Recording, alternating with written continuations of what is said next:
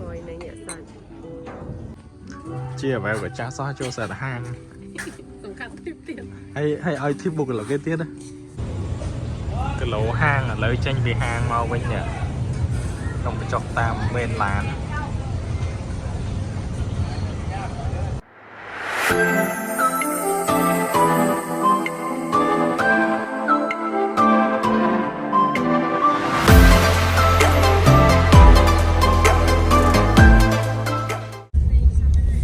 សួស្តីបងប្អូនអ្នកគ្នាសូមស្វាគមន៍មកកាន់អេពីសូតទី7ហើយលើនេះដែរពួកយើងបានមកដល់ប៉ាសេវិញហើយបងប្អូន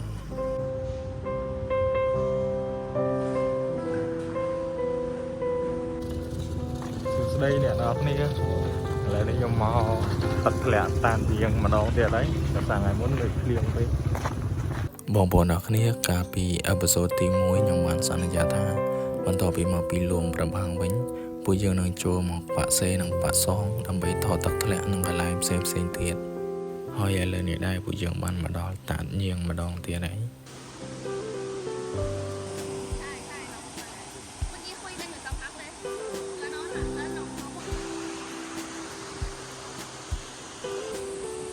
កាលខ្ញុំមកលើកមុន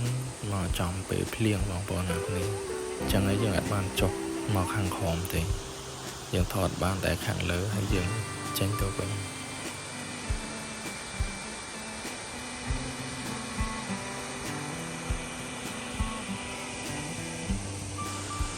សម្រាប់ទឹកធ្លាក់នេះដែរមានកម្ពស់ប្រហែល40 ម៉ែត្រ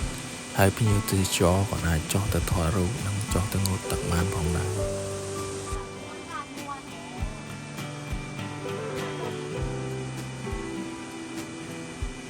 ឥឡូវពួកខ្ញុំបានឡើងមកវិញហើយអ្នកទាំងអស់គ្នាហើយបន្តិចទៀតពួកខ្ញុំនឹងនាំបងប្អូនអ្នកគ្នាទៅលេងទឹកធ្លាក់មកកន្លែងទៀតដែលពួកយើងខកខានអត់បានចូលលេងកាលពីអេពីសូតមុនទីនោះគឺទឹកធ្លាក់តាតហ្វាន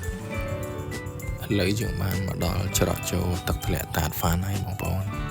តែមុននឹងចូលទៅយើងត្រូវទិញសំបុត្រគេសិន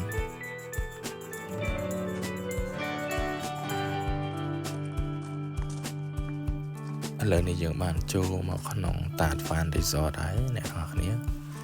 ហើយនៅទីនេះដែរគេដេក័របានស្អាតដែលតាមផ្លូវចូលមកសម្បូរទៅដោយកូនឈើចម្រុះបងប្អូនអរគ្នា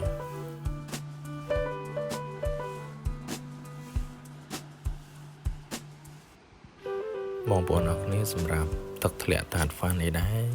នៅជិតនឹងទឹកធ្លាក់តាតញៀងមិញដែរបងប្អូនដែលទឹកធ្លាក់នេះស្ថិតនៅក្នុងស្រុកប៉ាក់សុងខេត្តចម្ប៉ាសាប្រទេសឡាវដែលមានចម្ងាយ38 គីឡូម៉ែត្រពីប៉ាក់សេហើយទឹកធ្លាក់នេះដែរមានកម្ពស់950 ម៉ែត្របងប្អូននៅខាងក្នុងហ្នឹងក៏មានហាងកាហ្វេគេផងដែរឥឡូវយើងសាកកាហ្វេនៅតាតហ្វានម្នាក់មកកៅសិន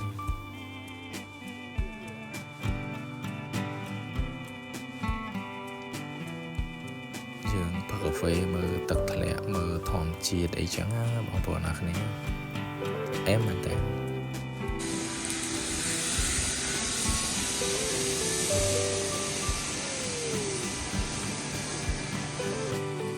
ហើយនៅទីនេះដែរយើងអាចជិះរកដើម្បីមើលទេសភាពបានផងដែរបងប្អូនដែលតម្លៃបើតាមខ្ញុំចាំប្រហែលជា$30 ទៅ$35ក្នុងម្នាក់ហើយយើងអាចជួលគេថតបានសម្រាប់តម្លៃថតប្រហែលជា$7 ទៅ$8បងប្អូនឥឡូវពួកយើងបានចេញពីប៉ាក់សុងហើយបងប្អូនអរគ្នាហើយឥឡូវនេះពួកយើងបានមកដល់ប៉ាសេវិញហើយ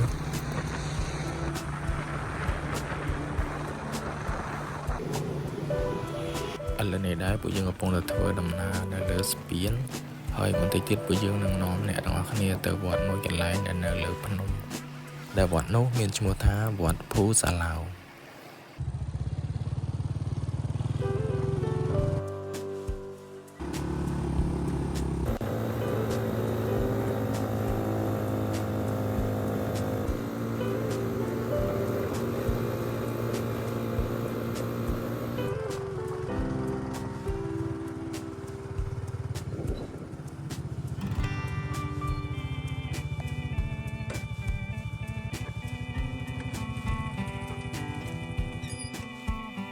ឥឡូវយើងបានមកដល់វត្តភូសាឡាវហើយបងប្អូនអ្នកគ្នា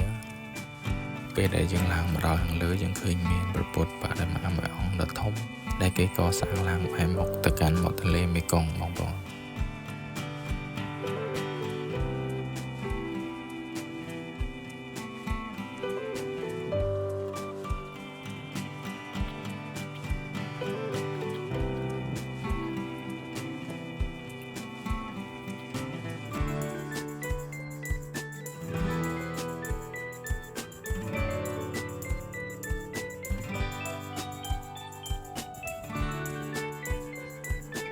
នៅទីនេះដែរក៏មានព្រះពុទ្ធបដិមាតូចៗជាច្រើនដែលកសាងនិងរៀបចំឡើងនៅឯនឹងដងផ្លូវឆ្ពោះទៅកាន់ព្រះវិហារតើអ្នកនរគ្នាឥឡូវយើងទៅមើល view ទាំងស្រុងនៃខេត្តចម្ប៉ាសាក់ពីខាងលើភ្នំនៃវត្តភូសាឡាវទាំងអស់គ្នា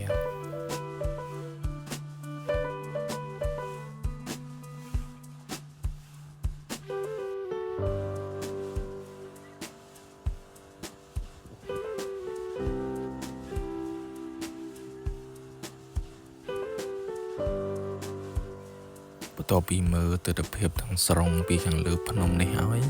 ឥឡូវយើងចូលទៅក្នុងព្រះវិហារដើម្បីថ្វាយបង្គំព្រះបន្តិចសិនបងប្អូន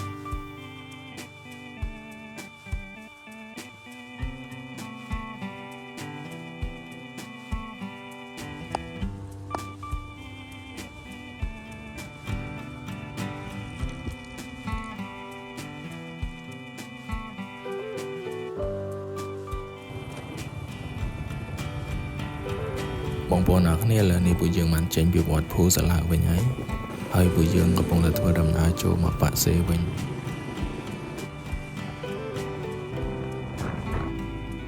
ឥឡូវពួកយើងបានមកដល់រីសតមួយកន្លែងបងប្អូនដែលទីនេះគេហៅថា Rose in Love នៅទីនេះដែរបងប្អូនអាចចូលមកញ៉ាំអីនិងស្ដាប់ភ្លេងក៏ដូចជាមើលថ្ងៃលិចបានផងដែរ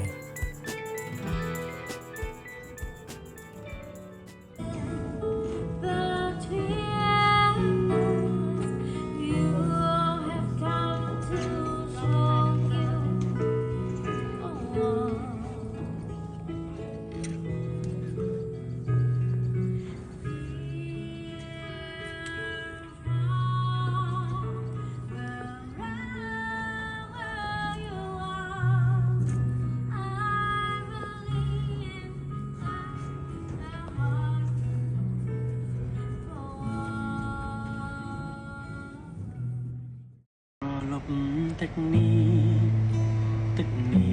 រីករយជ្រោយច្រាំងថ្ងៃលិចខែបាំងនឹងទូកដល់បងការរីកលើទូកំពុងចំឡជាបែបចាស់សោះចូលសាហាងសំខាន់ទីទៀតហើយឲ្យធីបបុគ្គលិកគេទៀតណា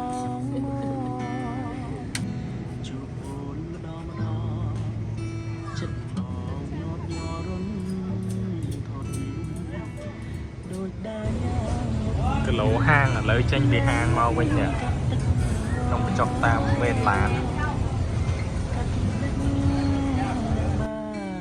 បងប្អូនអ្នកគ្នាឥឡូវនេះមកដល់ថ្ងៃទី8ហើយសម្រាប់ដំណើរកម្សាន្តរបស់ពួកយើងនៅប្រទេសឡាវហើយឥឡូវនេះដែរពួកយើងកំពុងតែដើរតាមមុខសាលាខេត្តដើម្បីទៅរកអីញ៉ាំបងប្អូន